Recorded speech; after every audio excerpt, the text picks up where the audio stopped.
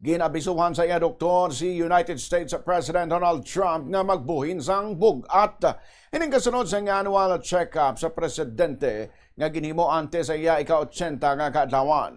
Si Trump among pinakatigulang nga presidente sang Estados Unidos ng Amerika kag sulit-sulit sini nga ginapabugal ang kapagsik sa mental kag physical nga aspeto ipaanggid sa iya ginsundan nga presidente nga si Joe Biden. Sinilang semana ginpaidalom si Trump sa check-up sa Walter Reed Military Hospital malapit sa Washington. Kasunod sa mga kwestiyon sa masami sining pagpiyong-piyong sa mga meeting kag may nakitan man ng mga lagob sa iya kamot.